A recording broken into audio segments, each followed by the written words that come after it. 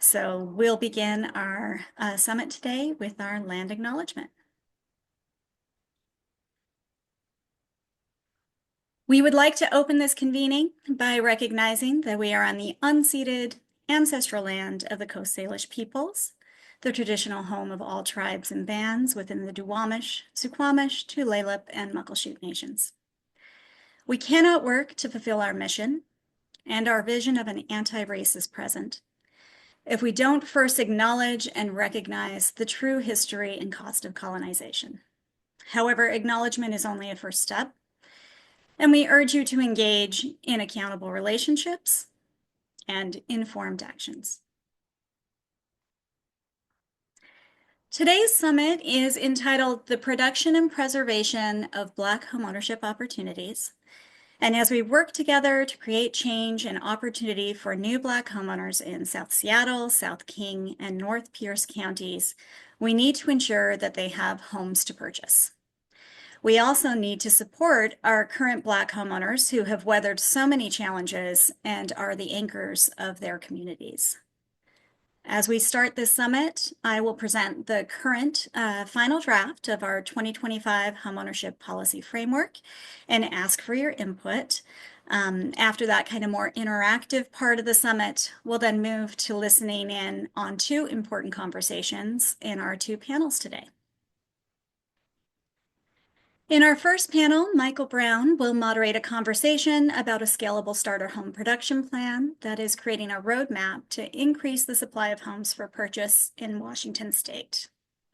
In our second panel, Jesse Simpson will moderate a conversation with three of our favorite Washington state representatives on what bills are coming forward in the 2025 legislative session that will most effectively increase Black homeownership.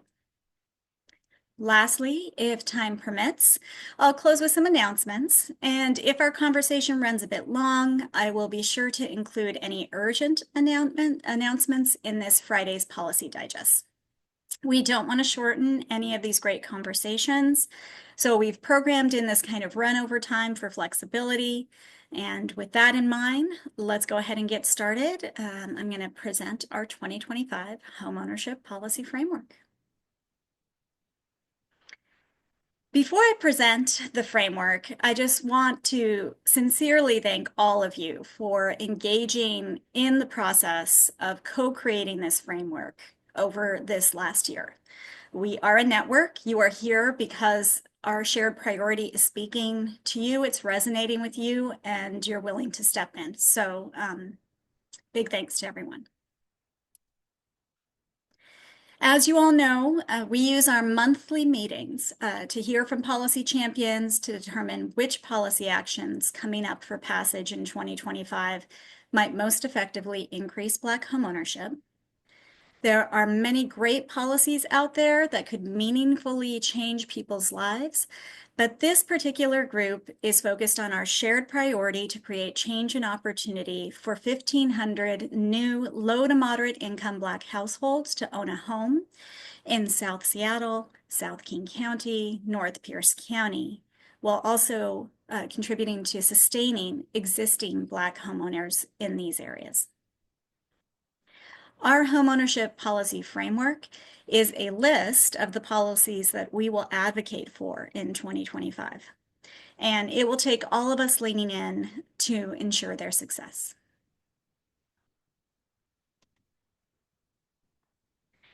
I also want to remind everyone that our framework is a living document. The policy process is messy, and there may be additions and deletions over the next few weeks before the opening of the 2025 legislative session. We may also discover bills that we weren't aware of coming forward in the first week or two of the session. So you may not see a policy item you know about or are interested in on this list, and if so, I invite you to chime in and provide your view so we can make sure it gets on our radar. If you know that an effort is not going forward, you see something on there and you know it's not going to move forward, I also invite you to chime in if you feel comfortable sharing. There will be time during the presentation for you to provide your input. Just a reminder, our framework has 4 categories of policy change: funding, cost reduction, zoning and regulatory reform, and then large-scale acquisition of land and value capture. We want to ensure that we are capturing policy actions across the different city, county, and state policy levels. And some years we have more city actions than county, other years it's the other way around. We're in our third year now. So, this year we have a longer state legislative session of 105 days rather than that short session of 60 days that we had last year. So, you will notice that there are probably many more state level policy actions this year. And that's great. Change is happening. A couple of other things to mention about the policy actions in the framework. One would be that, they're not wish list items. The policy actions listed have policy champions who are moving their policies forward. So if you're not seeing something on this list that you wish were happening, I would be happy to chat with you about what I know around any activity around your idea, and then we can kind of see where that goes. But basically, if it's on this list, it is a policy action in progress.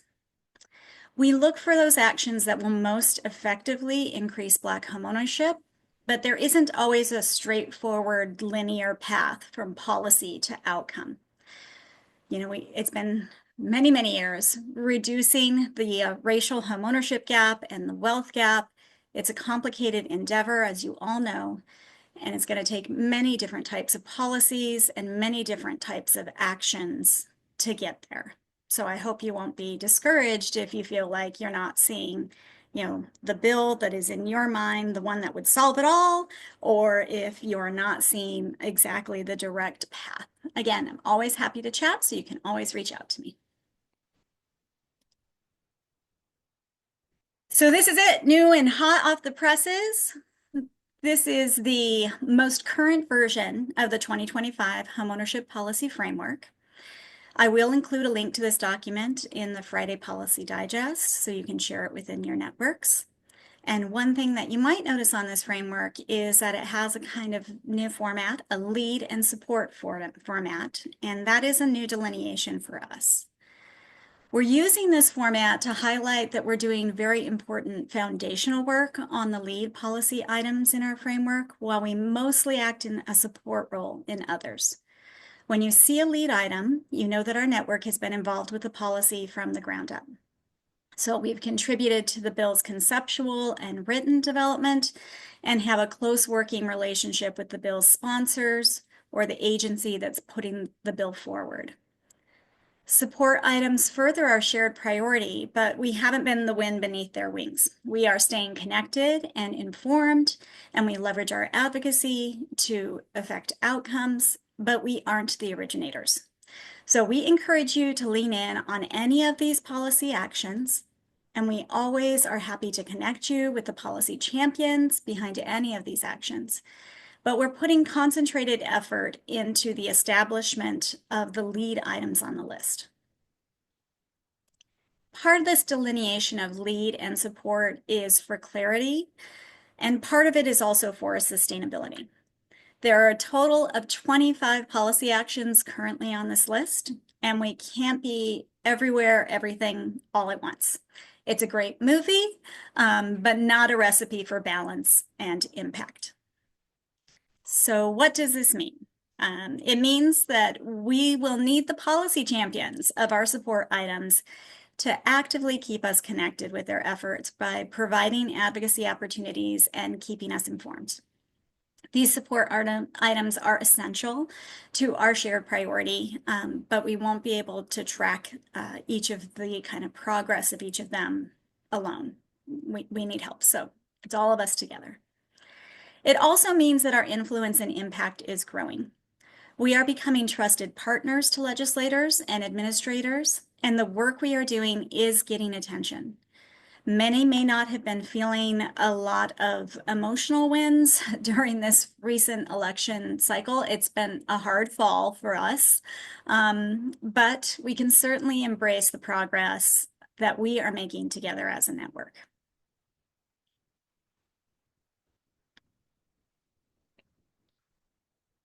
So I'm going to go ahead and just move through this. And, the idea would be that I'm going to go through each of those different buckets and we'll have an opportunity to kind of talk at each one. So given that we're Zooming and I am sharing my screen, I think y'all have had the experience. It's kind of difficult to know who's in the room or see the hands raised. So please just be courteous with one another, but if you have a comment or a question, just feel free to unmute and ask. So I'm going to first go over it and then open the floor for us to have a little conversation. So our first category is cost reduction, and this area focuses on policies that address cost impediments to homeownership opportunities. Some of these actions are familiar to you as they may be returning from previous legislative sessions, and let's be sure to get those passed this year. I'm going to run down the list quickly and then I'll hear from you and we'll pause for input at the end of the category. So the condominium reform bill is sponsored by Representative Taylor, and we'll be hearing more about it in her conversation with Jesse. We will also hear about the Scalable Starter Home Production Plan with Michael shortly. The construction sales tax exemption bill and REIT exempt affordable homes bills were in our 2024 framework, but the parking reform and the elevator accessibility bills are new. Senator Bateman is leading the parking reform bill, and it looks to reduce the impact that parking regulations have on creating new housing. And we'll hear from her at our January 9th policy meeting about this bill. The elevator accessibility bill is sponsored by Representative Dewar. She wants to provide the possibility of smaller, less expensive elevators in 4 to 5 story buildings that would normally just have a single stairway. So this would increase accessibility in those buildings that may not consider adding an elevator at all because of the cost. All right, well, that's all I have to say about these particular items. But does anyone have a question or a comment for this category?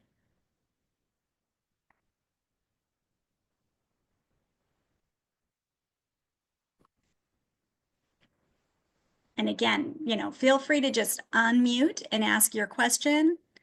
It's a little bit easier than trying to track all the hands there. So Dorsal, please. Hi, yes, thank you. On the elevator accessibility, is the size of the smaller elevator still based off of the size of electric wheelchairs, or is it based off of the current ADA wheelchair size? I haven't read the bill, but my assumption would be that any bill moving forward would need to meet ADA requirements. I think that the idea is that if you look at the type of elevators that we have in the United States, they are very large, and that's great for accessibility, but also there are possibilities to create accessible elevators that wouldn't be so expensive and wouldn't be so large. So I think the idea behind the bill is, normally you would have a walk-up 4-story building that isn't accessible, but if maybe we could have a second kind of possibility for a type of elevator that still meets ADA requirements, but maybe is just going to be a little bit smaller than the large required ones now, that it could create some potential for those building developments to consider an elevator when it wouldn't even have been a conversation prior. That's what I understand. But again, I haven't read the bill. And, given where we are in time, many of these bills actually are still getting finalized in their writing. So I hope to provide you with what I do know today, but I may not have all the answers. But that's a great question, Dorsal. It was the first thing that kind of came up to me in my head as well. There was a recent New York Times article around elevator sizes in the United States versus abroad, and just kind of the industry that's there being a bit of a conglomerate that makes it difficult for it to be an accessibility choice in other projects. I'm going to go ahead, since I don't see any other hands, I'm going to move to our next category, Sorry, Bambi, it's Ann Oh, Campbell. hi, I Ann. took me a minute to get my finger on the unmute button. I am really excited about the concept of condo reform. I know that that is something that is of a great deal of interest to a huge variety of folks. So I would love to take a look at any draft legislation that folks are floating around. And do we know anything more about the details on the scalable starter home production plan? We do. We know so many because those are both lead items. And actually, they're going to be a lot of what you'll hear in the conversation in the two panels today. So, Representative Taylor is the primary sponsor for the condo reform bill. And I just saw an email about 25 minutes ago, which was finalizing language. So again, drafts are just hot and heavy out there, kind of running around right now.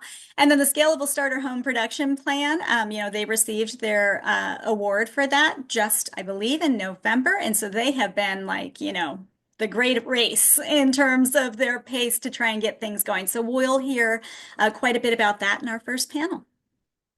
Thanks so much, Anne. All right, I am going to move to our next category. So our second area is land acquisition and value capture. This area focuses on land acquisition and assemblage to preserve affordability and stave off displacement. Again, we're going to hear more about the Scalable Starter Home Production Plan shortly, but in our support items, we see a return of the Skyway Homeownership and Green Space project in a budget proviso to secure the work that has been done thus far. And the land acquisition program is an established program run by Washington State Housing Finance Commission, but we understand that Representative Alvarado is interested in additional funding for the program and maybe some fine tuning. The Department of Natural Resources Trust Land Transfer Program is about implementation of legislation that has been passed. There's been a number of bills, and it's making the land transfers possible for affordable housing. So again, these things we'll hear as we move forward. But does anyone have a question or comment for this category around land acquisition?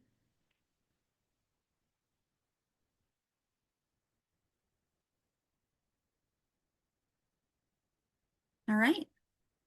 No burning questions? I will move us forward then.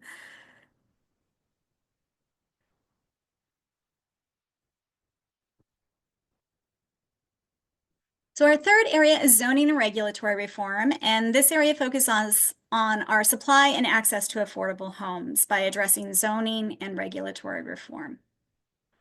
Rep. Alvarado will be speaking to her investor-owned housing bill shortly. She's looking to proactively address the buying up of homes by hedge funds and other investors. The lot splitting and the transit-oriented development bills are returning from our 2024 framework, and we'll hear about that lot splitting bill at our January 9th policy meeting. I understand that the transit-oriented development, they have their bill from last year, but there's also lots of new conversations happening. The Housing Accountability Act was introduced in 2024 by Representative Bateman and now will be reintroduced by now Senator Bateman. Senator Bateman was one of a handful of representatives who moved over to the Senate this year, so congrats to her. Senator Bateman will talk about this bill at our January 9th policy meeting. The public input phase of the Seattle Comprehensive Plan is wrapping up right now, this Friday, December 20th, and then it will begin its process in the Seattle City Council. So you've seen in the digest that you can send a letter through FutureWise, that you can write your own note. I hope you have all chosen to lean in on that. It is a 20-year growth plan. We want to make sure that your voices are getting in there to help ensure the best plan we can get. Does anyone have a question or a comment in this category?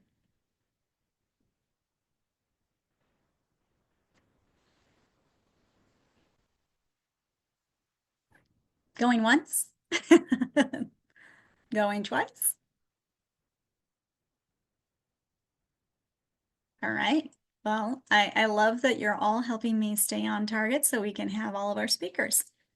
I'm going to move forward. to our final category. So our final area here is funding. And, it's a big one. You can see that it has more items than any of the other categories. This area focuses on the resources that we need to produce affordable homeownership opportunities. All of the lead items will be addressed by our panelists today. So I'm going to go ahead and leave that to them. It's kind of a bit of a, I don't know, a spoiler to what you'll be seeing here. And then in our support items, we see a return of 5 of the 6 actions that were in our 2024 framework. The new support item that you see is the Affordable Homeownership Revolving Loan Fund. We'll hear more about that on our January 9th meeting. The King County Equitable Development Initiative received passage and funding from the King County Council this year, which is amazing. So we'll be moving into activity around the implementation stage for that program and wanting to make sure that it moves forward in a way that is going to kind of honor the intention of the idea behind equitable development initiatives. We have the example of the City of Seattle Equitable Development Initiative, but King County is different, and they will have a bit of a different focus. So it will be very interesting to see what happens with that rollout there as we move forward.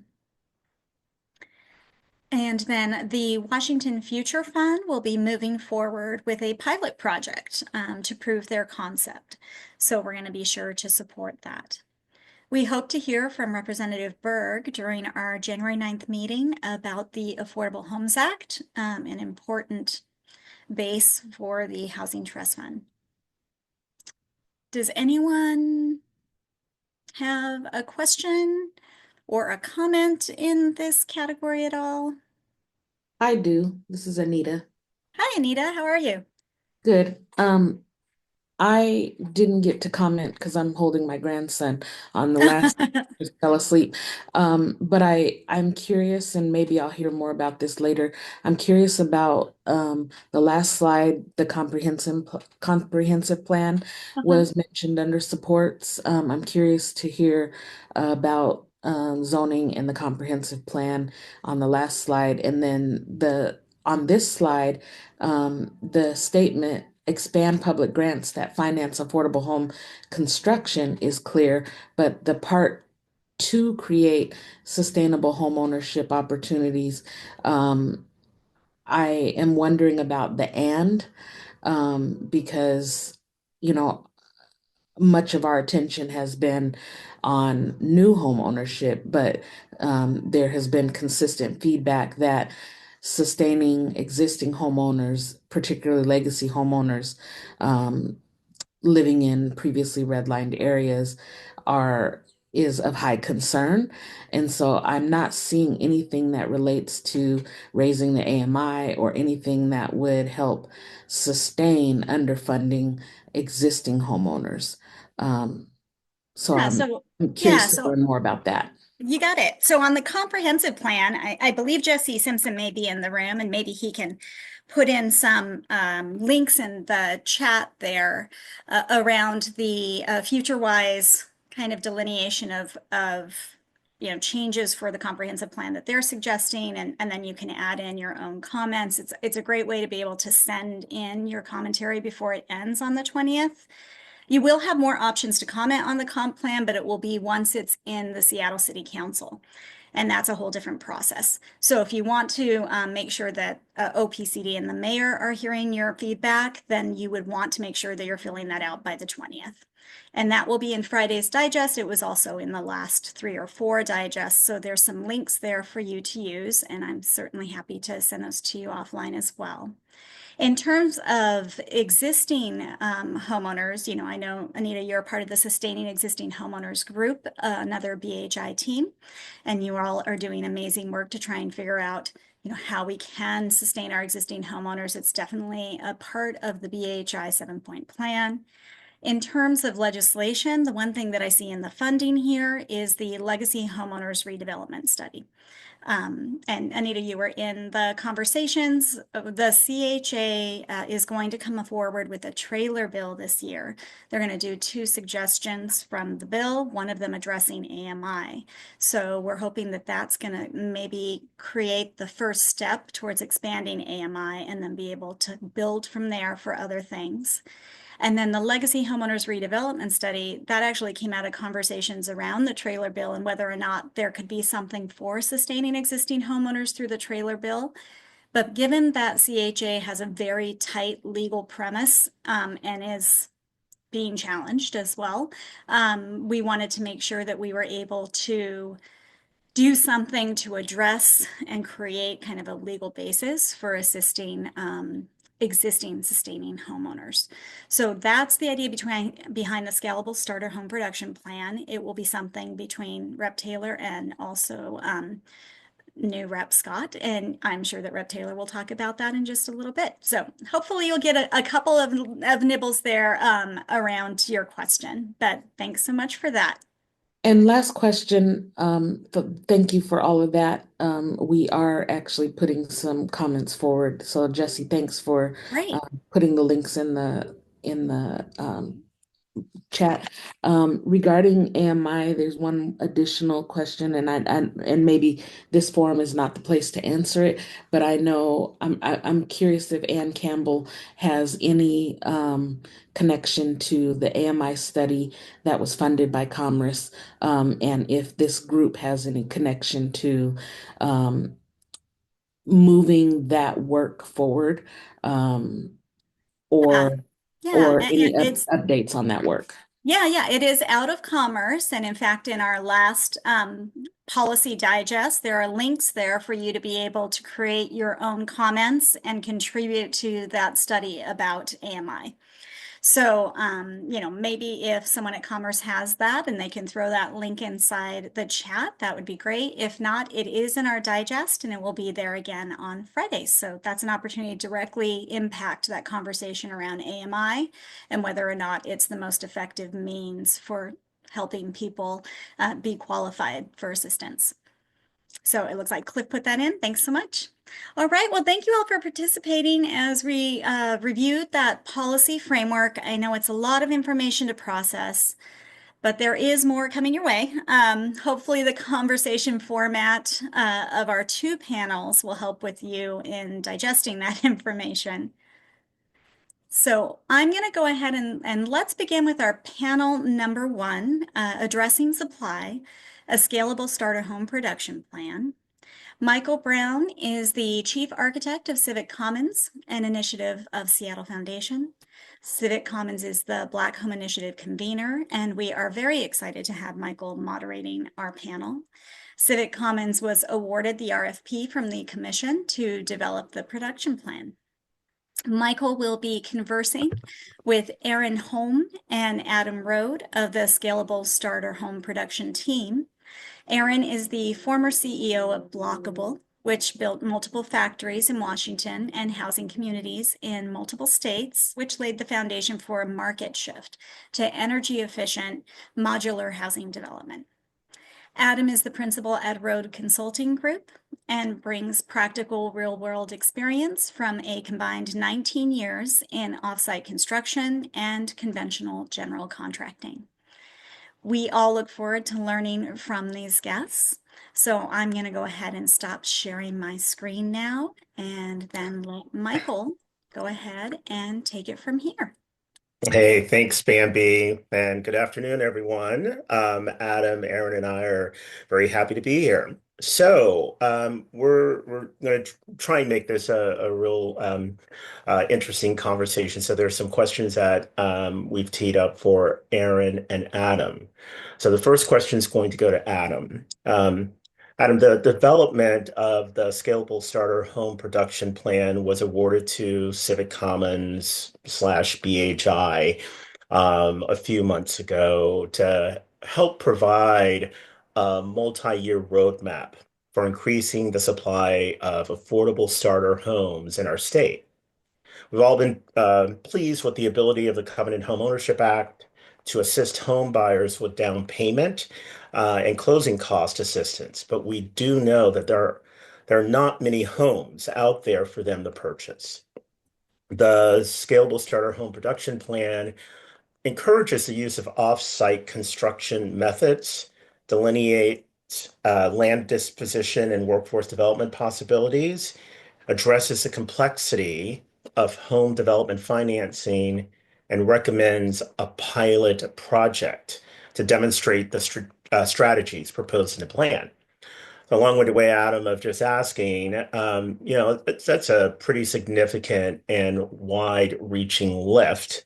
Can you outline for us the team's approach and touch on the plan's policy package? Yeah, Michael, thank you, and hello everyone. Nice to be with everybody, and Bambi, appreciate you bringing us all together for this conversation.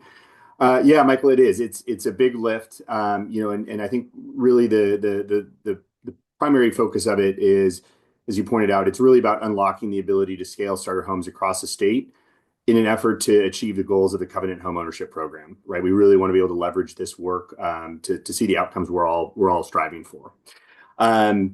We also are leveraging a lot of the good work that's already been done. There's been a lot of reports that have been created, a lot of foundational elements that we're paying homage to throughout the kind of execution of the proposals that we'll be proposing as part of this actionable multi-year plan. One of the big things for us is it's really not about recommending small incremental resource bumps or little bits and pieces, but really we're looking at strategies that are going to kind of realign or align existing resources and stakeholders that are already in the state, and hopefully put them together in a more efficient, effective, and collaborative manner. The focus of the team throughout the development of the solutions we'll be proposing this is a yes and, right? This is not an either or. It's not taking from existing efforts that are underway. We want to embrace those, and we want this to just be a global net add to the ability to bring more starter homes online, to serve, obviously, from the BHI perspective, Black home ownership, but really it's ownership across the state of Washington and across demographics. So in terms of kind of the way we're doing that, the way we're approaching that, we are looking at kind of an ecosystem approach. So we're really looking at 4 primary areas that you touched on, right? There's policies and regulations. There's what we're kind of calling project development, which focuses on strategies around land and land acquisition. And then really about looking at kind of methods predominantly focused on offsite type construction, right? And that can be component based, it could be panelized based, it might be volumetric modular. We're then looking at workforce development programs to support that, and that's both in factories as well as in the field. This is a multi-pronged approach to how to scale starter homes. And then ultimately wrapping around that financing programs that will enable us to unlock the potential of all the proposals that we'll be putting forward in this. That will come forward from the team in basically 2 primary playbooks that make up the plan. The first one is going to be an ecosystem solutions playbook, which will kind of outline a range of strategies to facilitate new construction of new starter homes across the state. And then the second one will be more specific around a pilot program, which I think we'll talk about a little bit more as we move the conversation forward. But that pilot program is basically going to be an execution demonstration of the very basic framework that we're putting together. And so we're sort of in early days of looking at kind of the policy side of this. Really, we're looking at that as truly the enabling environment. We're very focused on the notion of what policies do we believe need to be in place now to kind of launch these strategies. And then ultimately there'll be policies we'll propose now, but also ones that we'll probably want to add as we move forward in this down the line that are maybe a little bit more mid or long term that really are going to help this ecosystem that we're creating thrive. So touching on a few of those, we're really looking at, I'll say 7. Bambi touched on a few of them in the opening, but we're really curious about the notion of pre-approved plans, basically a master permitting type strategy. L&I right now controls a lot of the offsite or all of the modular permitting in the state of Washington. And we'd like to kind of leverage that to create, as opposed to bespoke project permitting, are there ways that we could look at leveraging, say, a 3-year master permit that could deploy the same design at multiple locations in the state? We different than the House Bill 1245, but we also are looking at some densification and lot splitting strategies that would be specific to starter home conditions, and we'll talk about that a little bit more. We're interested in density bonuses. And then specific, again, back to some of the permitting strategies, we're looking at third-party reviewers and inspection opportunities at L&I. They already exist. It's a mechanism that exists. We want to enhance the way that those can be enacted. We really believe that can reduce permitting timelines. And then along with that, we want to explore the adoption of ICC and MBI, or standards developed by ICC and MBI for code compliance in terms of how we look at modular and other offsite approaches. And then regional housing land bank is a strategy we're really focused on. And then ultimately, as Bambi mentioned in the funding side, this great pilot project we'll be putting together, we're hoping to have funding for that. So I'll pause there. I know we were short on time, but a lot of information around how we're structured. But yeah, a lot of work between now and June 30. We have an interim report that's due January 15th. That's going to be really policy focused. And then we have the final reports will be due at the end of January, so about 6 months out. Hey, thank you, Adam. And you just got a glimpse at the amount of work that the team is doing, literally starting from last month and a rush to January. We're going to pivot to Aaron. Aaron, Adam's preview of the top policies highlights the work needed to make industrialized housing production a real possibility in this state. As someone who owned a permanent housing manufacturing business, can you tell us a little bit more about the effect policy can have on reducing cost and increasing the supply of high quality starter homes in Washington state?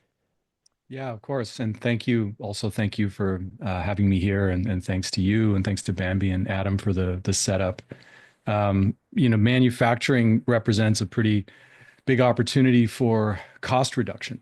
So a lot of the focus around the policy side has been how can we help to unlock the capabilities of manufacturing. So manufacturing, one of the old things was when the Model T became, the sort of the early standard of automotive manufacturing. It wasn't because they moved it indoors, it was because they locked the product. And so they stopped making changes to the product and they got really good at manufacturing. And so the manufacturing process itself has a lot of latent efficiency and capabilities, which in this industry and with housing can result in cost reduction, which is obviously one of the big targets and big goals. If we can bring down the cost, it opens up a lot of opportunities. So, between cost reduction and scale, there's a big focus on where are the specific opportunities within the regulatory environment to propose changes that align well with manufacturing. Good. I've had, the opportunity to see a lot of the places where there are challenges firsthand. And so I think, there are a group of us who are part of the policy shaping group who've had those experiences. And I think that's been very useful for us to look at, how can we build in more repeatability?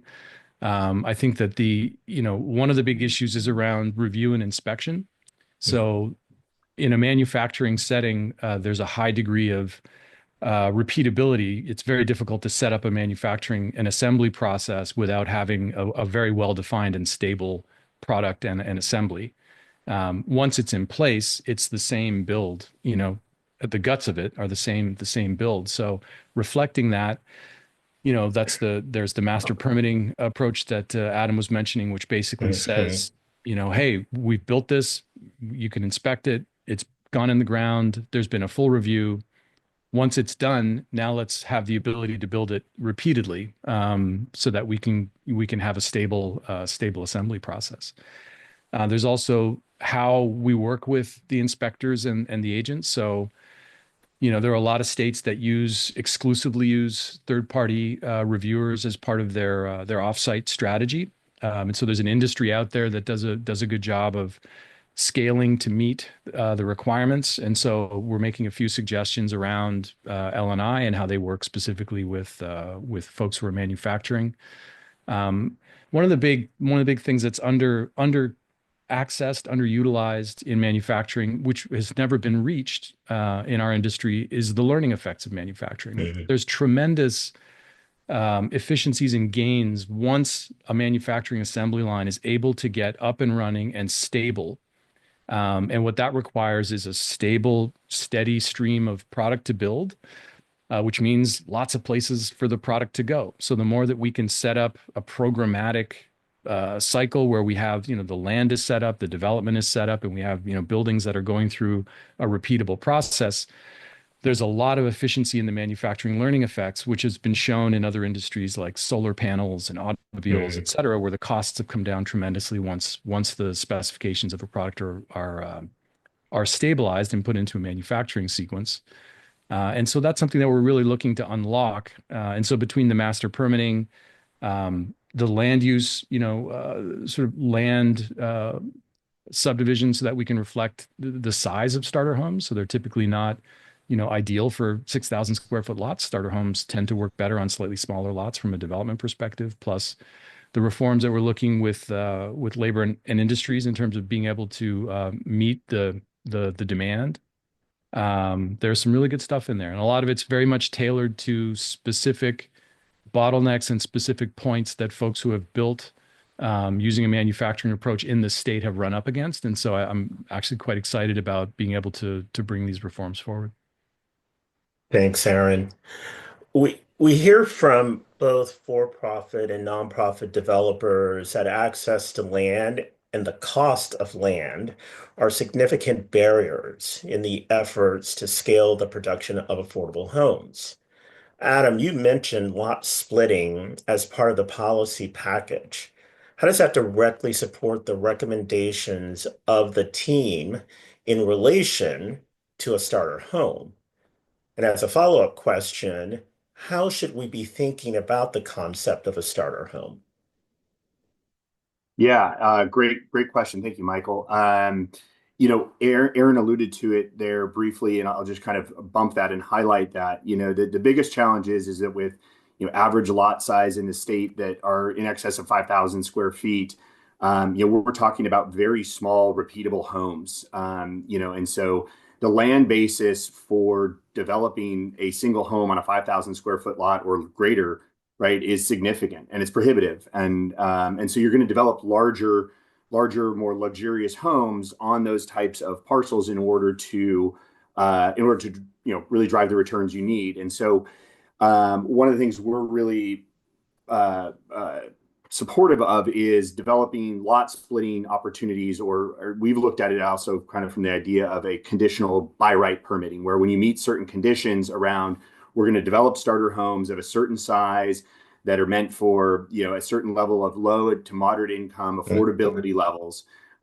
You now have the ability to take a parcel of 6,000 square feet and divide it up to something that's more approachable to put up to maybe 4 homes. So maybe you're dividing up into 1,500 square foot lots, 4 of them now, and now you can put 4 homes. Your land basis is significantly reduced, and that's going to incentivize developers to build more of that type of housing stock because the economics can work again or finally. So those are some of the main areas we're really focused on in terms of unlocking.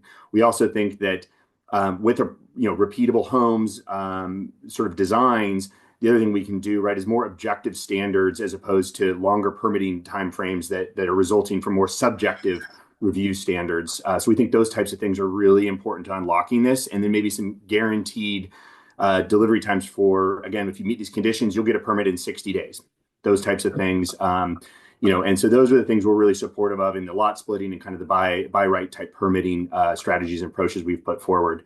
The question, real quick, touch on it. Starter home that you talked about. It's a question we get a lot, and we're still shaping exactly how we want to define this as we're developing the products and solutions moving forward. But the way we're framing it is, it's an affordable home, obviously. And when we say affordable, that has multiple facets to it, right? It's low to moderate income are the target households. We're really focused too on it being a more durable, lasting house, right? We're not talking about low quality, cheap homes here. We want things that actually are going to help reduce the cost of ongoing ownership. We think that's a critically important piece of this. Obviously the target home buyers we're looking at can't afford to have increased home costs as they go forward. That defeats the purpose of everything we're trying to do.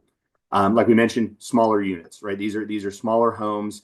They're simple. They're low amenity. But they also have options for future flexibility, right? They're going to allow you to add systems as you enhance your economic position. They're going to allow for more flexibility of space as the size of your home changes, and those types of things. We use the term temporary in nature, but we mean the ownership is temporary, right? We want to build wealth with these opportunities and then pass it to the next entry-level home buyer. And again, that's where that durability thing becomes really important. So we view this really as an investment potential to allow new Black homeowners, new homeowners of other low and moderate income backgrounds in our state, to have the ability to grow assets and grow wealth as they move forward. So those are kind of the areas that we're really focused on, related to starter homes, and then kind of how those policies allow more of it.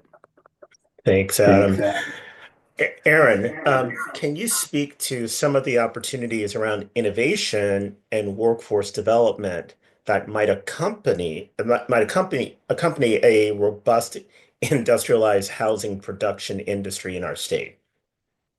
Yeah, absolutely. So there was a project in the late 60s called Operation Breakthrough, which is often used as like a history lesson around efforts that have been done in the past to try and create more of a manufacturing approach.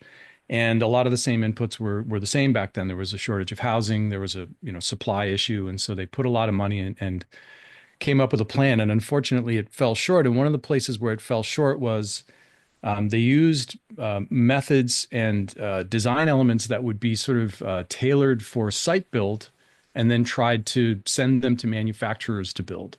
And it's a challenge because manufacturing is a very different process from site building. So there's a couple areas that are ripe for innovation and where Washington State can be a leader. One is around the design for manufacturing of components and elements, everything from energy systems to materials to fasteners to attachments. There's a whole language of components that are needed to build in a manufacturing setting. All that needs to be engineered. All that needs to be designed. Similar to other types of building, it's context specific. So it needs to be built for the context where it's going to go, the weather where it's going to go, the environment where it's going to go, the seismic conditions where it's going to go. So these are all very important elements that need an entire industry underneath it to build. And then in the factory setting, there's assembly. So there's a lot of assembly. It's a different process than site construction. So the in-factory assembly has different elements, different constraints, and it also typically has a different workforce. In a lot of cases, this is an entry-level workforce that can get to work quickly and up and running in a manufacturing setting. And also in that same environment, there's a lot of manufacturing engineering, machine engineering, assembly engineering, and different roles that need to go with it. So there's a lot of jobs that are in many ways sort of a new category of jobs that can be unlocked by opening up this kind of production pipeline and creating housing supply at the same time. Thanks. Thanks, Aaron. Adam, we know that we need more starter homes, but getting the cost of a starter home development to pencil is very challenging. Can you talk to us about what this plan intends to propose to achieve the necessary cost reductions? Yeah, that's a big question, and one that I think this is really what gets a lot of the team excited. I'm really going to refer back. This is definitely where the ecosystem approach comes in. This is you need to pull on many levers, and it needs to be in that enabling environment, right, where you're able to sort of stack multiple opportunities to help reduce costs kind of across the spectrum. And I also think it's one of the things that I'll touch on a little bit is it's also about where the value drivers are Mm. in terms of, if you're creating value. I'll go back to the example I gave earlier of, reducing costs for the future homeowner. Are there ways that we can set up financing programs that where a mortgage program perhaps recognizes the total cost of ownership as a reduced, kind of monthly draw, and therefore can you take on a bigger mortgage, right? So some of those types of levers where you're working multiple angles at the same time become really important. But so again, no silver bullet. But as we look through them, a lot of the areas, I'll just kind of touch on several of the areas we're looking at. It is, again, reducing land basis. So we're looking again at various policies around one, access to land, making it more available through land banks and other practices like that. And then as well as sort of density and lot splitting, right, which help reduce that kind of land basis on a per unit cost. The master permitting side of this, that really helps lower your overall design costs. You're not developing bespoke design packages for submittal time and time again. So there's some savings that are derived there, right? That helps lower the overall delivery cost of the home. And it reduces the time that it takes to get to market. And time is something, we'll come back to at the end, that is just the amalgamation of all these things reduces time, and time is money at the end of the day. Really focusing on the offsite product.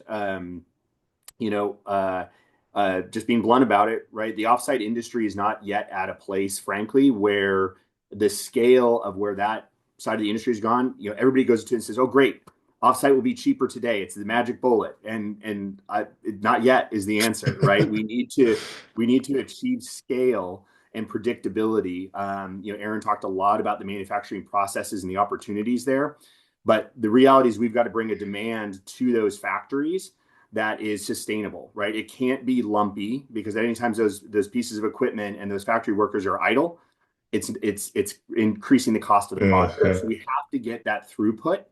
But in order to get the throughput, right, that goes to kind of that idea of what's going to make this thrive, like I talked about earlier. It's going to be things like guaranteed buying programs and developing a pipeline of predictability, and one where we can almost build product to inventory, and then there's an offtake for it on the backside, right? So you're not building for a specific project, you're building a product that can be bought and delivered into the marketplace. Those types of things become really important. And then again, if we can in the factory environment, increase quality, increase predictability, that is one of those things that really helps lower the home ownership cost, right? We've got better systems. We've got, fewer fatal flaws, fewer design, fewer construction errors, construction defect, right? Those things go away because it's in a manufacturing environment. And that was ultimately help lower costs of home ownership. And lastly, we need financing programs to go all the way around this, right? The cash flows are different for this type of an industry. Again, it's a manufacturing type cash flow.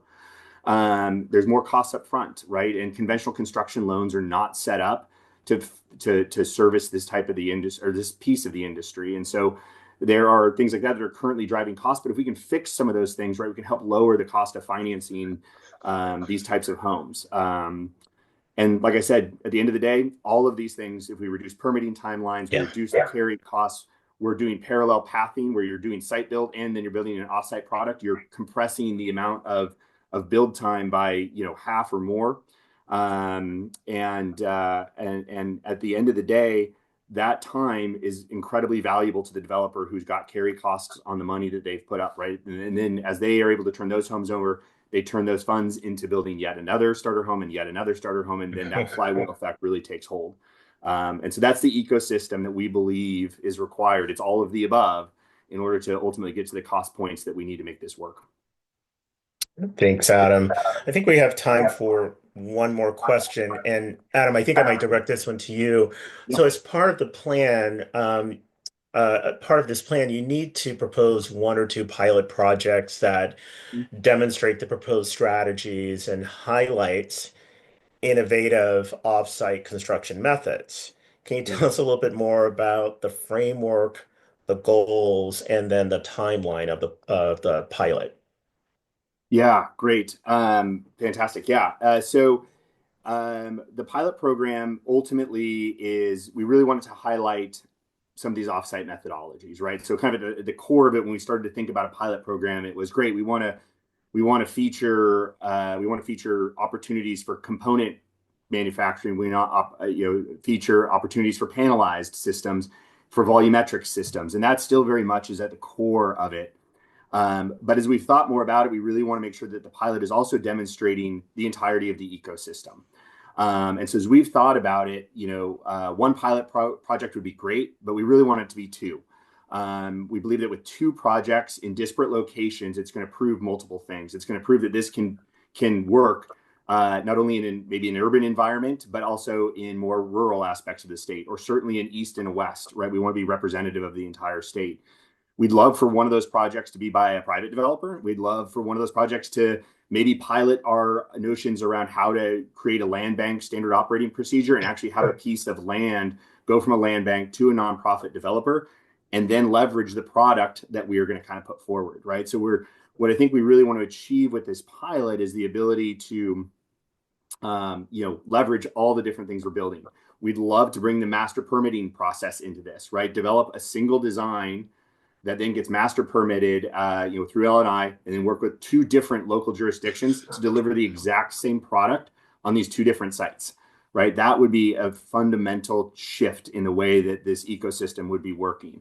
And then ultimately, again, we kind of closed on financing programs on the cost side. What are the things that maybe we could put in place from production funding and things of that nature that we could also test? So I think what's been great about this is as we've gone through this process of building the playbook and doing operational assessments of what's available in the state, what needs to be in place for the enabling environment, we're starting to grow the scope and scale of what the pilot program hopefully can look at, so that it can really prove that the entire ecosystem, from design philosophies and land acquisition strategies and permitting strategies, as well as then a base product that can be repeated, and then that system could be picked up by other developers throughout the state. Ultimately, that's the goal.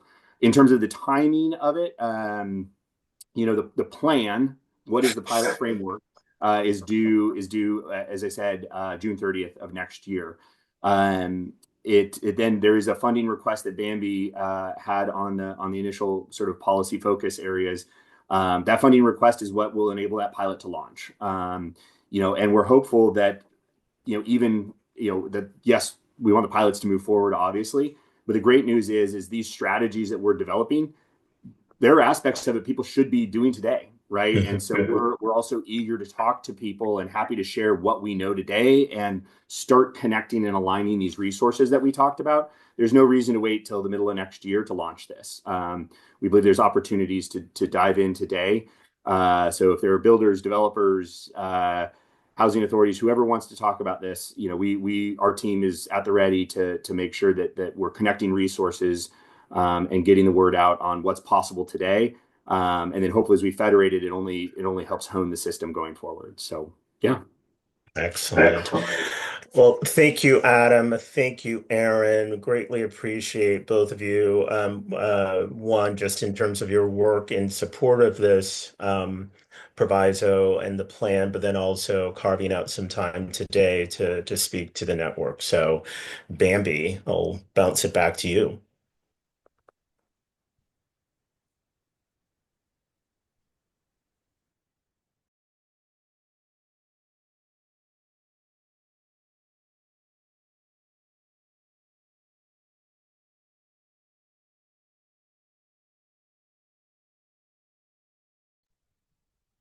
Bambi, you're muted. Of course, I'm muted. Hold on. Thank you, whoever spoke up.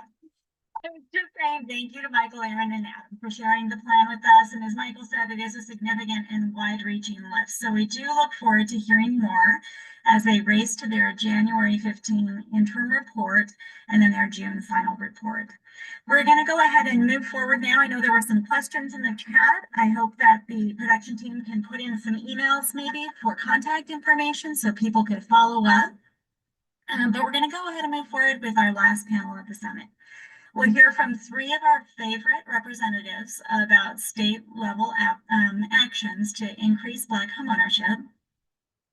Please welcome Jesse Simpson, the HDC Director of Government Relations and Policy. Jesse engages with public officials to inform and inspire action in concert with HDC's annual advocacy agenda, while also working to foster strategic relationships with HDC members, community, and cross-sector partners. We thank Jesse for stepping in to moderate this panel today while Patience is at Governor-elect Ferguson's transition team housing subcommittee meeting. So good to know that she's there, but she's missed it, and we're super excited that Jesse is stepping in. Today, Jesse will be speaking with Representative Emily Alvarado of the 34th Legislative District. Representative Alvarado was elected to the House in 2023 and will begin her second term in 2025. She is a longtime leader in housing who started her career as an attorney and a community organizer. We will also have the pleasure of hearing from Representative Frank Chopp of the 43rd Legislative District. Representative Chopp was elected to the House in 1994 and was Speaker of the House for 20 years, and that is the longest term for a Speaker in our nation. Rep. Chopp is finishing his 30-year tenure in the House in just a few short weeks, and we're delighted to have him here with us today. We will certainly keep connected as he returns to those community organizer roots after his time in the legislature. And lastly, we have the pleasure to welcome Representative Jamila Taylor of the 30th Legislative District. Rep. Taylor is the primary sponsor of the Covenant Homeownership Act and an unwavering champion for Black homeownership. She begins her third term in office in 2025. We all look forward to learning more from these guests, and I'm going to go ahead and stop sharing my screen now, and then Jesse can take it from here. Thanks, Bambi. Good to see you all. Happy to have Representative Chopp, Representative Alvarado, and Representative Taylor on the line. So I'm going to start off with a question to all of you. So 2025, the 2025 legislative session is going to be unique in many ways. We'll have a new governor, new Senate Majority Leader, Jamie Peterson, new committee leadership in the House and Senate, and a looming $10 billion plus budget deficit. Also, the first time in 30 years that the Honorable Frank Chopp is not going to be in the House. Don't know what they're going to do without you there.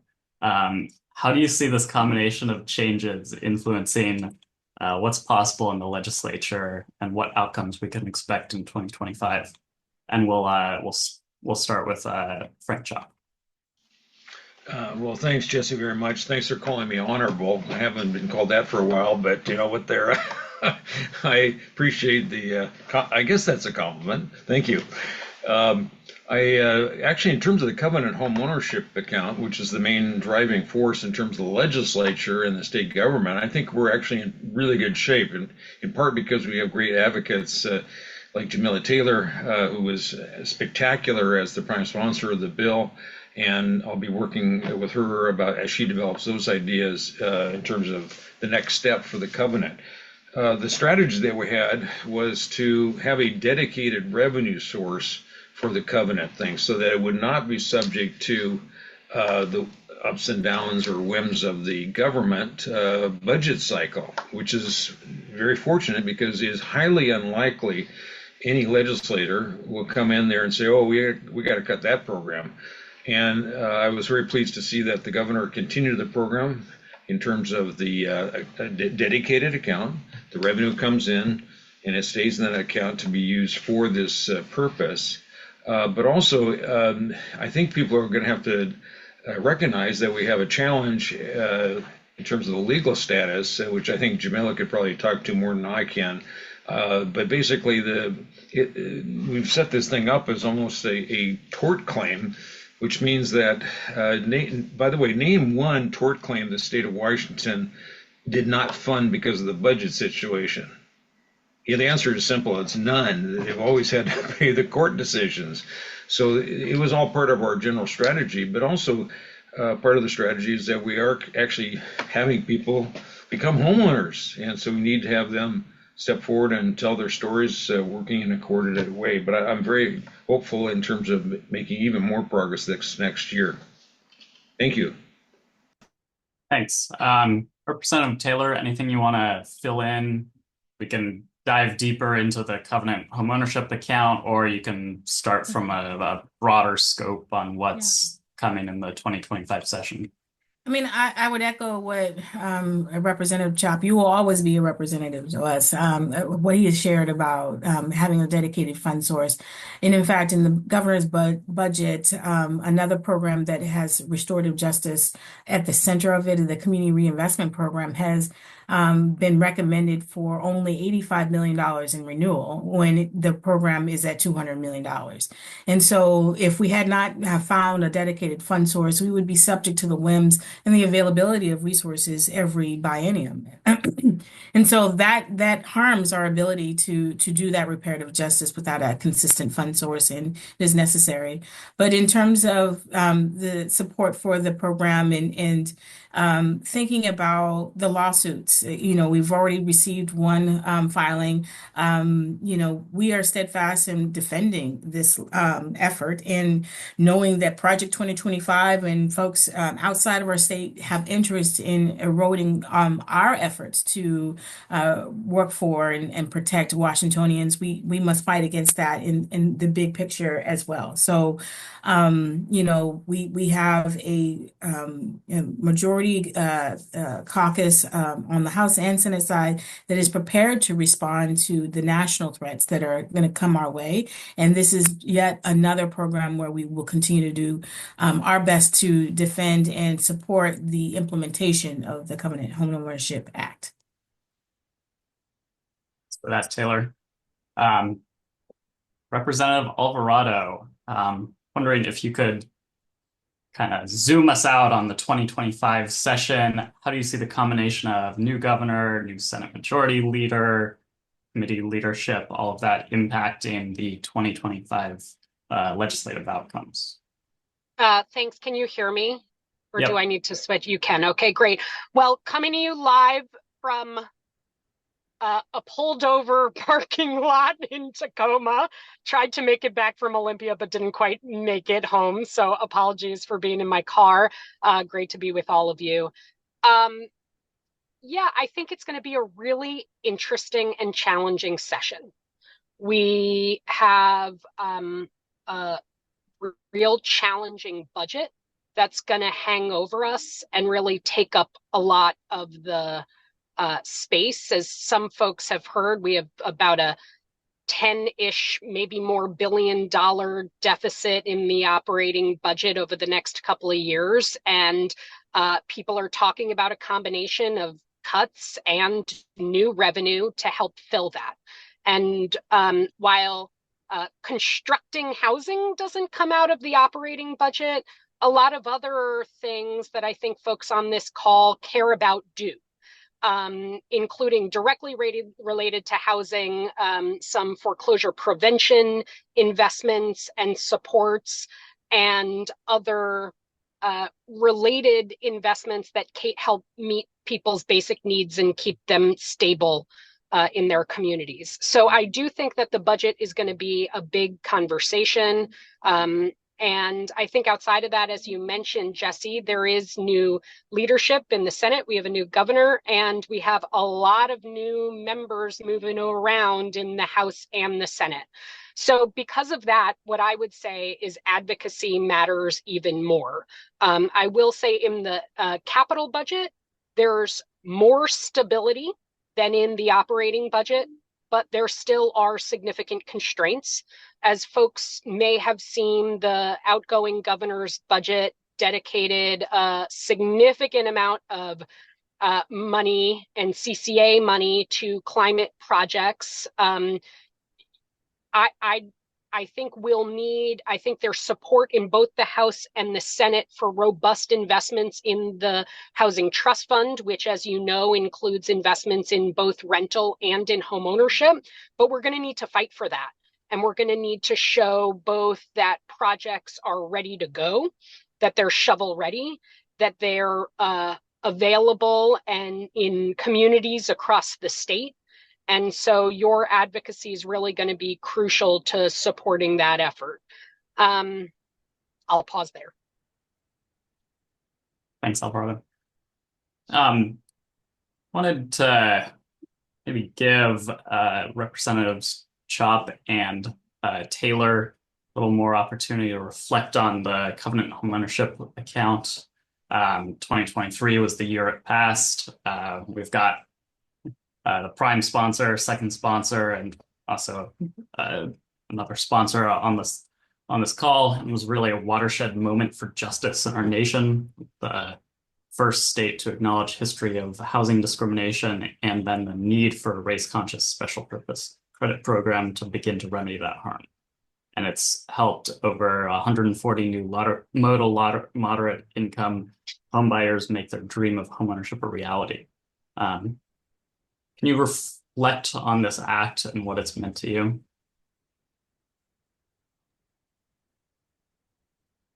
Go ahead, Jamila. Yeah. I mean, what this act means to me is really what community sees as a pathway to seeing real justice for the harms of the past. As I don't have a self-interest in this because I'm not eligible for this particular program, and I'm still fighting for it as hard as I can. And I'm fighting to make sure that we have strategies that not only get us past the finish line and getting, the bill signed into law, but we protect it once it is in law. And we protect it when we find that we need to make pivots and adjust the program to ensure as many people who have been harmed are able to get the reparative justice that they more than deserve. And so for me, it is the moments when I'm like at a random program, probably unrelated to housing, and someone will say, hey, my family member was able to get a down payment assistance. Or when I hear from a community member who is 70 years old, able to buy their first home. The fact that we are transformational, not just in the direct folks who have been harmed, but the next generation is key to what makes this unique and very different and game changing. And communities are beginning to reach out to us to determine how they can move forward, whether it's at the local, hyper local level or into a statewide policy. To follow up on what Jamila said, I think the way I think about it is that, well, first of all, it's very, very inspiring, for God's sake. And the fact is that we got 140 people already are home buyers based on that number. I hope that's accurate. We need a lot more. Okay, by the way, the 140 is since like July. We only started this program back in July, which seems like a little ancient history, but we need to up the numbers. And part of that implies that we continue to do more outreach to the community to identify actual people who would be eligible for the program and have a little pipeline that's built up for us to point to defend the program as we go forward. The basic logic and the basic moral argument for the program is unassailable, but we also need to get down to the details and work this out. So I would also say that when you're dealing with the legislature, as Emily sort of referred to quite a bit, it really helps for people who are directly impacted by these programs to actually voice their support for these programs. So, sorry to give you more work, Bambi, but we should try to figure out a way to involve the 140 homeowners so far and to select some of them who could come and talk about it, because it's one thing for a legislator to say something, but it's way more powerful to have an actual homeowner who benefited the program have a good story to tell. And we use that tactic many times on all sorts of social justice causes, and the people involved are usually almost always the best advocates. I know that's extra work, but maybe we have one less policy summit and have one more organizing meeting to have identifying the people that actually have benefited and can inspire others to apply as well. Thanks. I want to ask Representative Taylor about the Covenant Homeownership Act trailer bill that you are running, working to ensure that some of the recommendations of the Covenant Homeownership Act study are incorporated into the program. Can you tell us a little more about the trailer bill, why these are essential changes for impact, and what advocacy you think it'll take to get it passed? Yeah, so right now we're working on the trailer bill and we're about to drop the bill. I can confirm that a co-sponsor will be housing champion and housing chair Rep. Peterson. And what we want to do is expand the eligibility to 140% AMI. We're just seeing across the board, especially in King County, but across the various counties in Washington State, that 100 AMI is just really too low to get someone into home ownership in Washington State. And we need to make some adjustments. And we know that there's going to be some debate over whether 140 is too high because of constitutional limits, and we're going to have that robust conversation. And then the other issue, which is foremost in our minds, is loan forgiveness.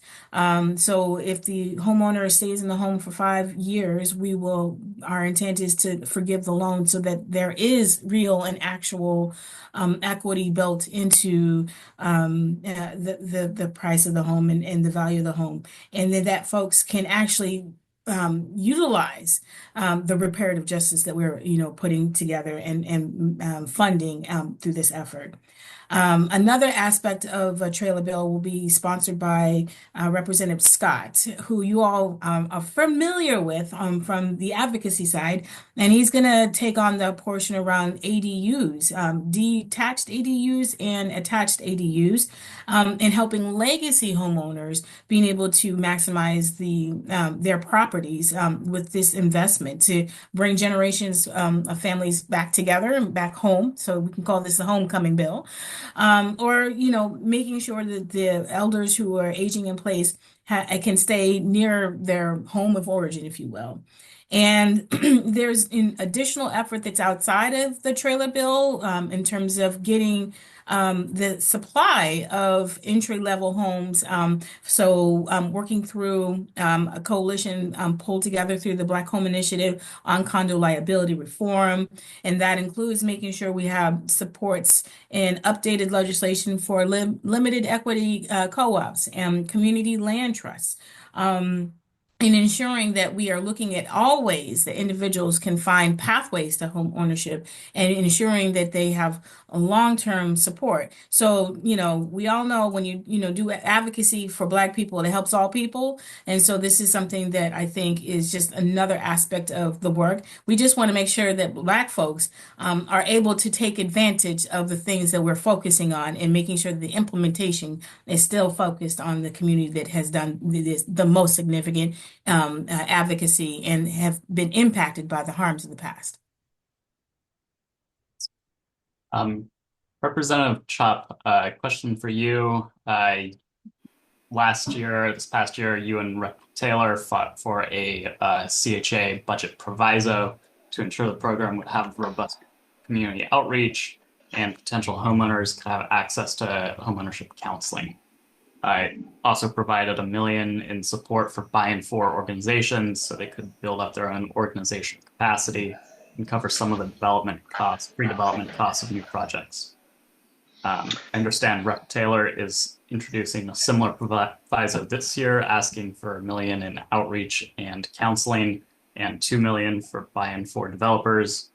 Could you talk a bit about the importance of addressing both the demand and supply side of this equation when it comes to affordable home ownership, Representative Chopp? Well, let me start with good news. According to Dietrich, our house homeowner list is now 155. I know. So just since Jamila was talking, it went up 15 homeowners. 15. Amazing. The point is that we need to tell the story, and having 15 more just in the last hour be reported, that's extremely important. In part because legislators will listen to folks who are advocating, as these homeowners, I'm sure, are capable of doing. Not that all of them want to speak, but certainly some of them should step forward because it is a major thing. But also the issue of the operating dollars, Jesse, I appreciate you bringing this back up. It refers back to what Emily was saying, is that there is a problem in the operating budget. It's what is it, up to 20 billion now? No, about 10 billion, but God knows things may change up or down. So this early thing is probably their best guess in terms of a shortfall. In that context, that shortfall does not include things that we added as a legislature. So those ads are not included in the $10 billion shortfall. So we have to just be busy about organizing and convincing people and, showing people how important this program is. And because it's very unique and doing a lot of good, we have a great chance to keep that level of funding that Jamila will be going for. But we could use some help in terms of the budget. Last year, I put the money in the budget, and I talked to Patience, and she got so excited working with Bambi that they had 10 or 12 people lined up. I forgot to let her know that actually Tim Hornsby, the budget chair, thought that was excessive. So I was frantically calling Patience, call off the speakers. Anyway, people joked with me about that and complained about it, but they funded it. Okay, so keep that in mind as we go forward. Thank you. Annoy the budget chair, but just a little bit. I have a question for Alvarado. So you have a bill that you're introducing in 2025, also addressing the availability of homeownership opportunities. Can you tell us a little more about the investor housing bill and why it's important for us to be proactive about protecting and expanding our housing supply? Sure thing. So everyone on this call knows that there's almost no county in Washington where a median home buyer can purchase a home without subsidy that's on the market. And so we definitely need new programs that build more affordable homes. We need more down payment assistance that helps make homes that are higher cost and on the market affordable. But we also know that in Washington and in other parts of the country, some of the most affordable stock gets bought up by institutional investors. And that's really, it blocks working people in Washington from being able to buy up those homes. In Washington, to be fair, fewer homes are purchased by institutional investors than in places like the Rust Belt or the Sun Belt. But I think it's important that we take action so that it stops happening. When we're in a housing shortage, we should do everything possible to give a leg up to Washington families as opposed to institutional investors. So my bill will prohibit institutional investors, which I'm happy to send out the bill so people can see how that's defined, from purchasing single family homes. It doesn't stop investors from building built to rent communities, which is a different thing. If you want to add product, okay. But it prohibits them from purchasing, and it doesn't require institutional investors to divest from their existing homes that they might own. Now, I know there are people on this call who would probably say, but wait a minute, if there's a part of the market that's already locked up by these institutional investors, shouldn't we be really creative on like taxation and figure out how we align that existing stock with affordable homeownership organizations or with the Black Home Initiative to make sure we can transfer those homes into different ownership? I totally agree. This bill's probably not going to do that, but I'm asking the Department of Revenue to report back under this bill on different ways that we might approach divestment of those homes, especially if we can help to get those homes into the hands of Black homeowners and people who've been harmed by restrictive covenants in the past. That could be amazing. So the bill will drop sometime soon. I appreciate advocacy from folks on this call to date, and I'm happy to answer questions, or I will share it around after the fact. Thank you. Thank you, Alvarado. Turning back to Representative Taylor, you gave a little preview of this in your last answer, the condo bill. When it comes to the middle housing bill, tomorrow's home buyers will have a lot of a greater variety of choices when it comes to selecting a home, townhomes, duplexes, triplexes, fourplexes, cottage homes, stacked flats. And for these to become ownership opportunities, many will end up using a condominium financial structure. Can you tell us about the upcoming condo reform bill and how its passage can help condos become a new starter home option? Yeah, I mean, my particular bill is focusing on the construction industry, the liability reform that is necessary, that has led to many developers choosing to build other forms of multifamily housing, if you will, and focusing on rental units rather than condos. And so what we're trying to do is push to reduce the cost of insurability of these projects, and also discovering that we can make these changes on the condo liability reform, but we also need to push the industry to make changes in the way they are pricing out their insurance products. And that will likely be a long-term strategy, is essentially because it's outside the scope of the liability reform itself. And so in terms of what we need to do is we're honing in on making sure that we're focusing on units that are 12 or under in terms of liability reform, and focusing to expand the opportunities for condos that can be built as an infill. And so when you have smaller units, you can do that. In terms of the insurance issue and insurance challenge in the industry, what we want to do is work with the Office of Insurance Commissioner, with now Commissioner-elect Cooter, who has done some condo liability reform work in the past and is aware of this issue and is very much interested in partnering on what she can do through the Office of the Insurance Commissioner to address the insurance products that are driving up some of the costs. But then we have to look at other cost drivers.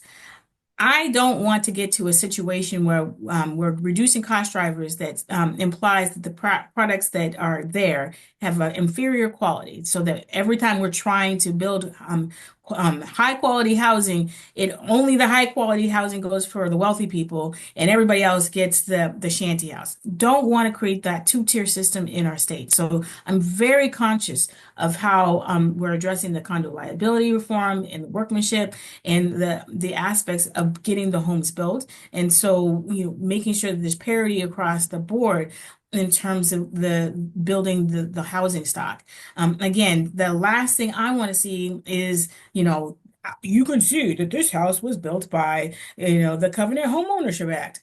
I don't want that. What I want is folks to feel like they are, fully invested in their property, that they can get the full value of it, and that they are part of the community and not separated by some other red line, if you will, in terms of the reparative justice that we're doing. Okay.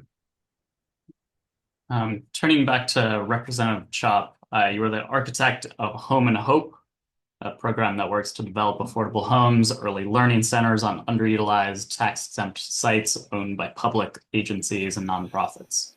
As we look to increase the supply of affordable homeownership opportunities, how should we look to programs like Home and Hope for the possibility of larger affordable homeownership developments?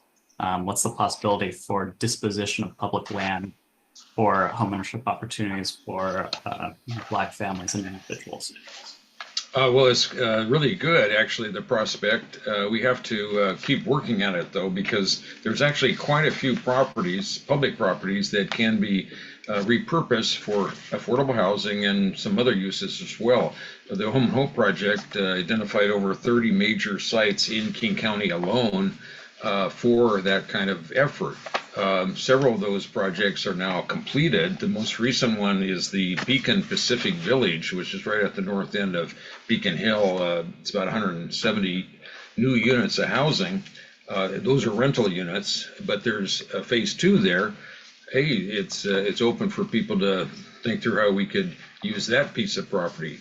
But the projects that we've got are really exciting because the partnership we developed. So looking specifically for home ownership, we have several actual sites that I've been shopping around to people, including a couple of people that are on the call here today, that we have acreage for quite a number of home ownership opportunities.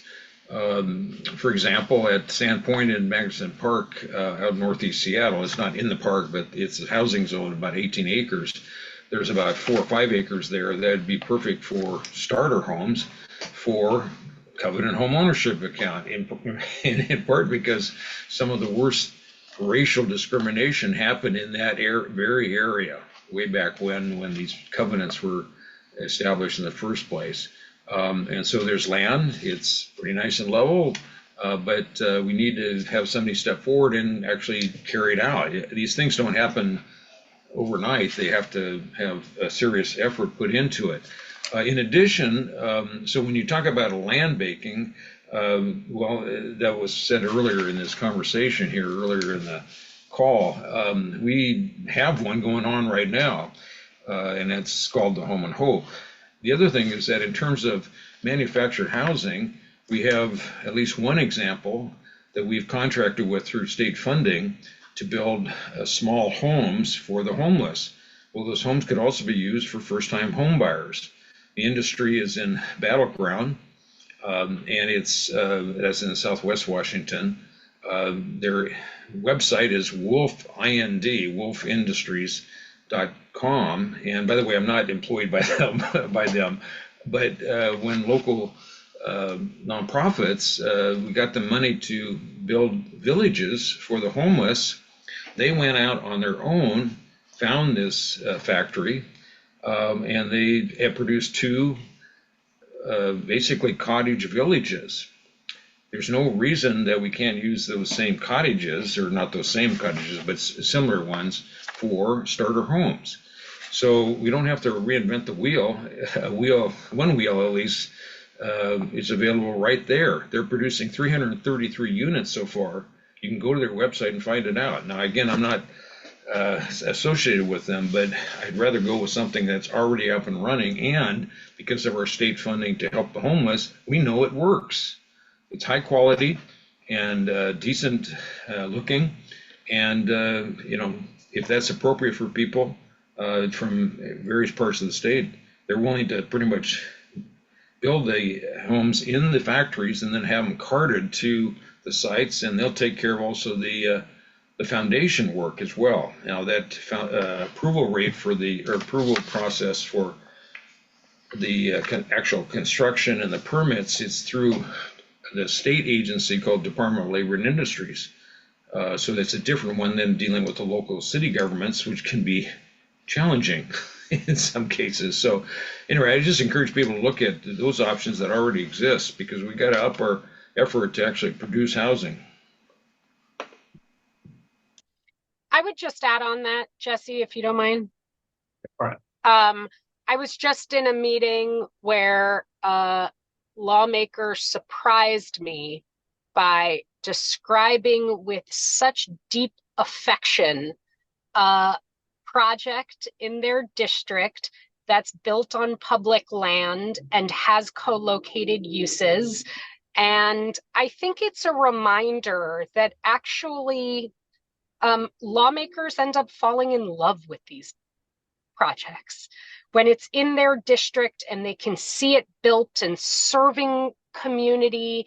And so I think there's a real opportunity for engagement. And then the piece that I would offer, going back to my very first comment, is reminding people that those buildings or homes then actually get funded by the Housing Trust Fund. That's the connection that people need to see to help bring along some of the people who, when they see it in their community, they are profoundly supportive, but forget that in order to get there, they need to make the adequate investment in the Housing Trust Fund for that to come to fruition. And dare I say, even find some dedicated resources for the Housing Trust Fund so that it's less of a gamble. You talked about the benefits of dedicated funding. I'd argue that that's a place where finding a way to get dedicated funding would still be a priority and be really helpful for us. Absolutely.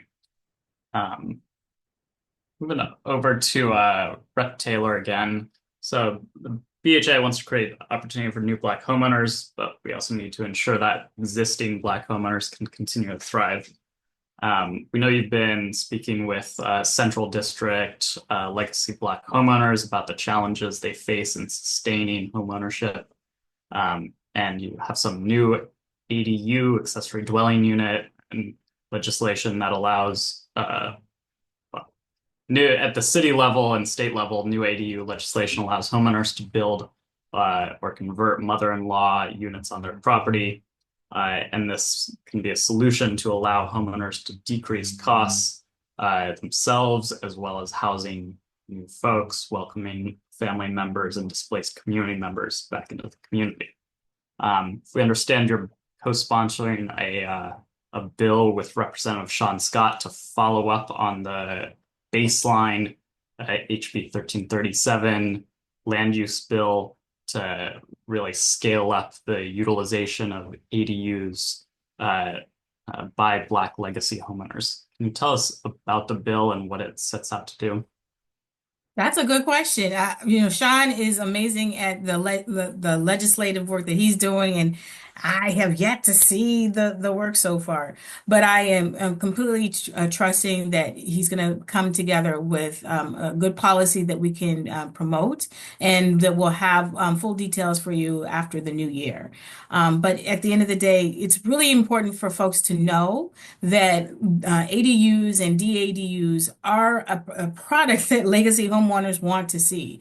And so, that is the key part of the advocacy, and the mechanics of how we get it done legislatively.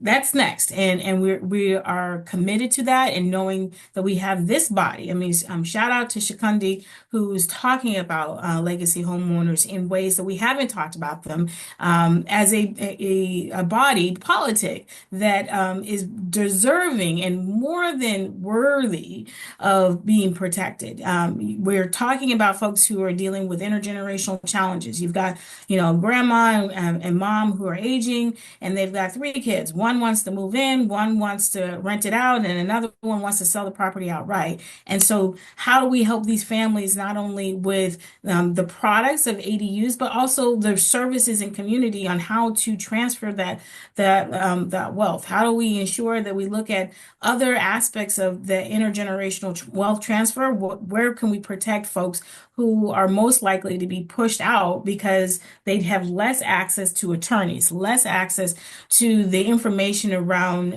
estate planning and things like that lead to the gutting of our community. It's hard when you are living paycheck to paycheck, or you're on a fixed income as a retiree, and you have looming bills that are coming at you in terms of retirement and your elder care.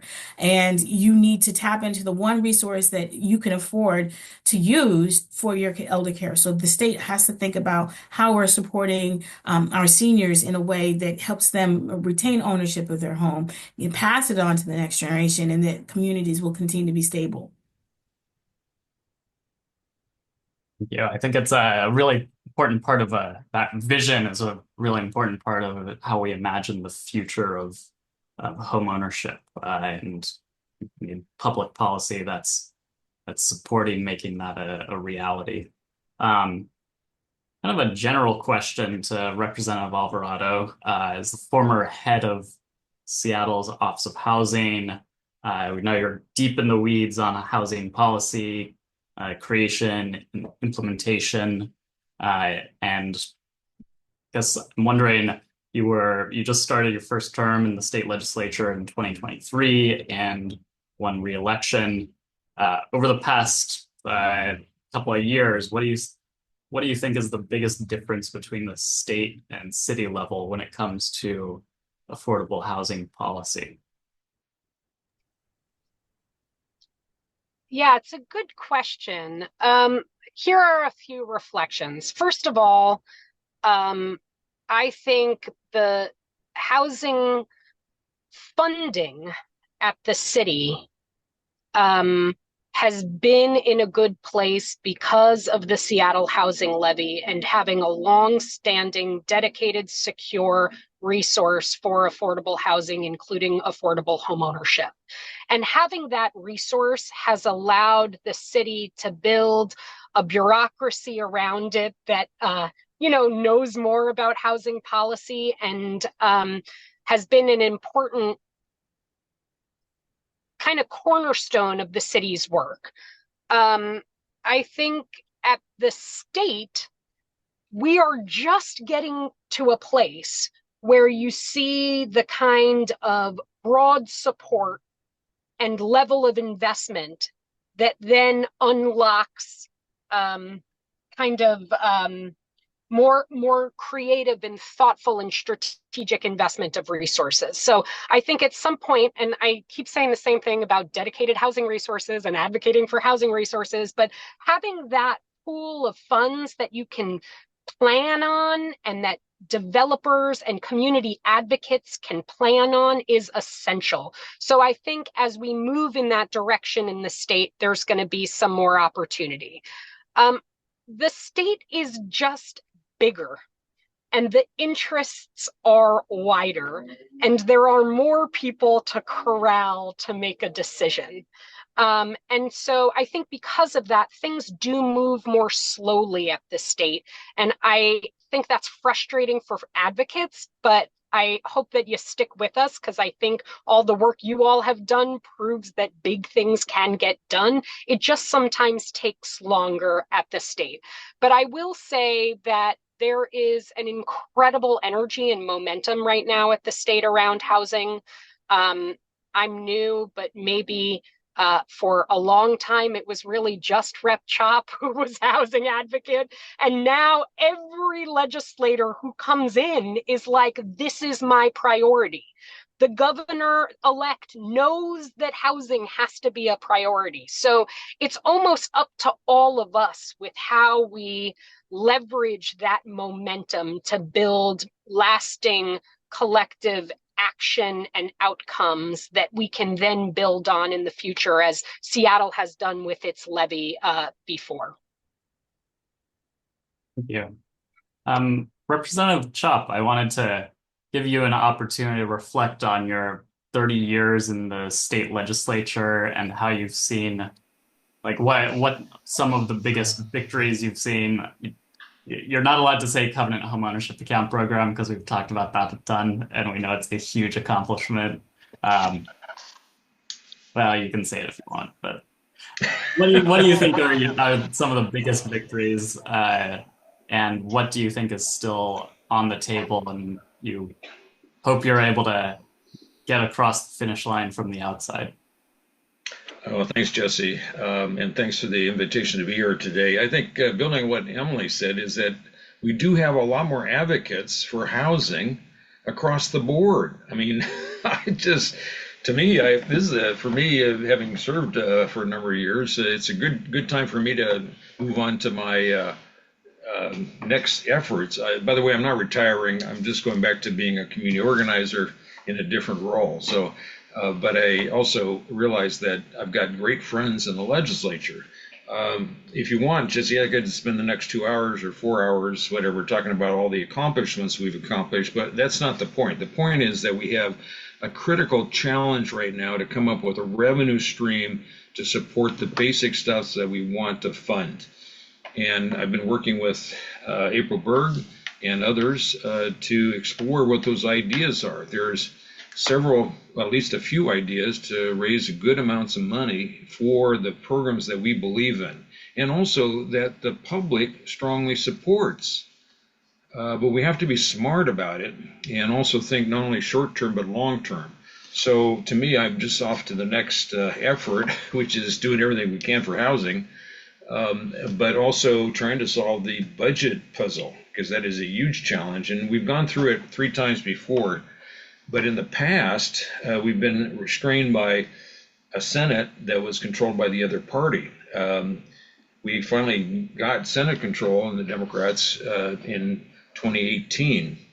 And then since then, of course, it opens up the real opportunities. So we need to be thoughtful about how to go after resources, but always keep in mind, if we use the new resources for investing in what the people of our state want, then we'll be in good shape, because the people say, yeah, we need to do something for housing, for God's sake, or something for education or childcare. So that's the strategy is just as important as the idea. Mary, thanks for the opportunity to be part of this. I appreciate it very much. Yeah. Representative Taylor, I wanted to give you a little bit of an opportunity to reflect as another relatively new legislator, how you're feeling going into 2025. Representatives Chopp and Alvarado have talked about the revenue bills that are floating around as possibilities to plug the gap. How are you thinking about what the most important advocacy actions are going to be in 2025? I think it is the continued advocacy by community to stay top of mind with legislators. It is so easy when we're making very difficult decisions to forget whole pockets of community that had been supported and thought, oh, I don't have to do this advocacy. They have to know that we're here. I would say I'll continue to lean on Representative Chopp in his private capacity to understand some of the decision making that's happened, because he was here during prior recessions. And so how do we ensure that we don't make the same mistakes that they did when they had an austere budget process and had disproportionate impact on communities that we're still talking about, how we're trying to rectify some of those policy decisions from the past. And working with advocates who, while they are newer, man, I'm in awe of all the things that Rep. Alvarado can do every single day, every single day, every single day. And when we are like having our conversations in the halls and working on our bills and knowing that, the advocacy each one of us are doing, that we can work together and disagree and agree and agree and agree and agree and be smart about it and practical and pragmatic. That just means that we have a stronger team. And just knowing that elected officials like Rep. Alvarado are coming into this body and being able to do their very best. And I can just know I can trust in how they are, engaging with community, how they're thinking about the policy, not just for tomorrow, but for the day after tomorrow. That is what gives me hope going into a very difficult season in terms of policy making and decision making, because it's not just the budget we're looking at. We are told that policies that we want to put forth may not be able to get implemented because there is no money for it. The things that community needs so much, it may not happen if we can't fund it in the budget. So, being able to work with my colleagues who are seasoned and those of us who are fresh, still hard in the paint, we've got so much to do, and we have to lean on each other and have those those conversations with each other and community, so that we can bring forth the best advocacy to protect our communities. And it's not just at the state level. It is, Project 2025 is already in effect. It has already been implemented, and we know the chaos at the federal level is going to impact our communities, and we have to stay the course. I just want to say the feeling is so mutual, and we are so lucky to have Rep. Taylor as the chair of our Civil Rights and Judiciary Committee. It gives me so much hope and confidence that she gets to lead us in all of that work. Yes, thank you. I think that was an excellent spot to close on. Unless anyone has a final additional closing thought they want to express, but otherwise, if there's any burning questions from the audience, you can welcome those.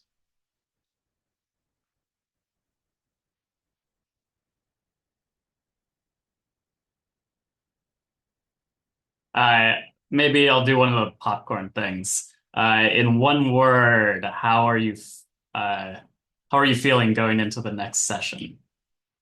I'll start with Chopp, then Alvarado, then Taylor.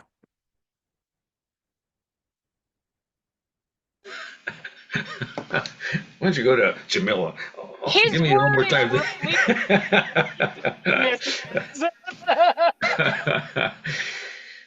Well, it depends on which session you're talking about. Is it the federal session or legislative session? I'm very hopeful. So my word for the state legislative session is hopeful. The national, another matter. Yeah. I would add that I am determined, and so that just means that I can't just go with the face value of what I'm being told, because folks will work around you on that. I'm determined to unpack and reveal what is actually the pathway to achieve our goals. I'm fired up, ready to go. It's going to be a hard session. We need advocacy. We need your voices, but we'll get out there and fight.